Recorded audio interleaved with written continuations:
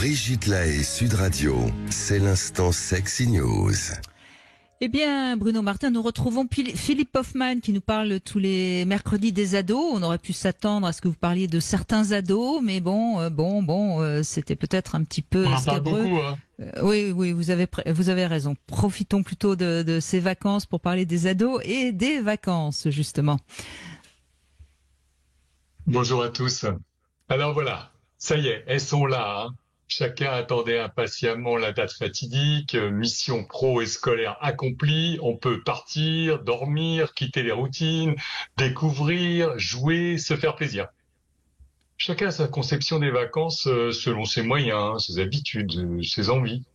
Mais pour tous, c'est l'histoire de lâcher prise qui compte, de vivre autrement, une parenthèse de quelques jours à quelques semaines selon les cas. Pour les ados, en tout cas, c'est la période idéale de l'illusion de la liberté. Ils n'ont plus les contraintes et les rythmes scolaires, leur orientation a été décevante ou réjouissante, mais ils vont oublier tout ça à un moment. Alors bien sûr, il y a certains étudiants qui travaillent pendant les vacances, ils font des jobs d'été, mais depuis la Covid, avec 2 ans d'impossibilité de travail, c'est beaucoup plus rare. Et les patrons cherchent désespérément des saisonniers. Alors la plupart des étudiants peuvent se poser la question, est-ce qu'ils sont trop habitués à ne rien faire ou alors ils comptent sur papa, maman pour payer leurs loisirs, je ne sais pas. Alors bien sûr, je vais quand même dire un petit mot sur ces jeunes défavorisés dont on parle tant, qui sont coincés dans leur quartier et qui profitent un peu des loisirs ou du sport qui sont proposés par plein d'associations qui existent dans leur quartier. Mais parfois, ils s'ennuient, ils sont bruyants, ils s'intoxiquent, et ils jalousent aussi ceux qui sont partis en vacances. Et ils jouent avec le feu. Alors ils alimenteront encore les médias en mal estival de sujets spectaculaires. Heureusement, quoi qu'en disent les mauvaises langues, la situation en France s'arrange pour les enfants, d'année en année. Les chiffres des enfants et des jeunes privés de vacances diminuent. Selon l'INSEE, ils étaient 16% en 2009 et ils seraient plus que 10% aujourd'hui. Donc ça veut dire que la plupart... Ouais, c'est bien, la plupart des jeunes partent en famille, quittent leur lieu de vie pour des aventures inconnues, des paysages étonnants, des nouvelles rencontres, des activités. En vacances, en plus, les parents sont détendus, ils sont moins coincés par les obligations professionnelles, domestiques. Ils partagent des loisirs, ils se lâchent, ils régressent même avec leurs enfants. Ça fait plaisir à tout le monde. Et avec les plus grands, ils relâchent la bride des limites et des sorties.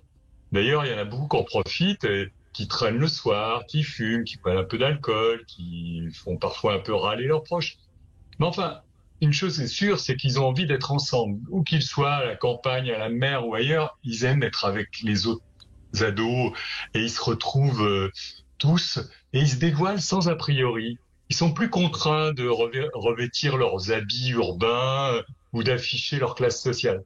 Ils sont beaucoup plus authentiques en vacances. C'est un vrai ressenti de liberté. Et durant cette belle saison, le soleil donne une caresse sur les peaux qui s'exhibent davantage. Bien sûr, cela alimente tous les fantasmes sexuels et ça favorise toutes les rencontres amoureuses. Même les plus réservés, ils ont plus de chances que dans leur quartier de rencontrer l'inconnu. C'est souvent l'époque du premier baiser, des premières expériences sexuelles. En fait, c'est une véritable ouverture au monde des sens et de l'esprit. Une belle façon de se découvrir soi-même, de grandir, dans tous les sens du terme. Les ados, comme les plantes, poussent et s'épanouissent en été. Ils se retrouveront à la rentrée rechargés d'émotions, de souvenirs émouvants pour une nouvelle année. Tous ces moments de plaisir qui vont s'inscrire dans leur histoire vont alimenter leur goût et leurs envies futures. Voilà pourquoi on peut vraiment dire que les vacances et les voyages forment la jeunesse. Oui, c'est important de rappeler que à cette époque de sa vie, découvrir d'autres mondes, découvrir d'autres lieux, découvrir d'autres copains, copines aussi, c'est super important finalement. Oui, puis là, on quitte un peu l'histoire des réseaux sociaux. On peut toujours continuer à prendre quelques photos et les poster, mais ce qui compte, c'est vraiment la rencontre réelle et naturelle avec l'inconnu. Oui. Vous êtes pour qu'on parte en vacances avec ses enfants ou qu'au contraire on les mette dans des centres de loisirs différents? Qu'est-ce que vous diriez, Philippe Hoffmann? Ouais, moi je pense que si on peut faire les deux, c'est bien. Maintenant, ça nécessite des moyens. Mais c'est important quand même que les jeunes, même jusqu'à 17-18 ans, continuent à partir avec leurs parents parce qu'ils partagent beaucoup de moments authentiques avec leurs parents qui ressemblent pas à ce qui se passe pendant l'année scolaire. Et Oui. du coup, ils se rapprochent un peu plus de leurs parents alors que souvent ils sont distanciés d'eux.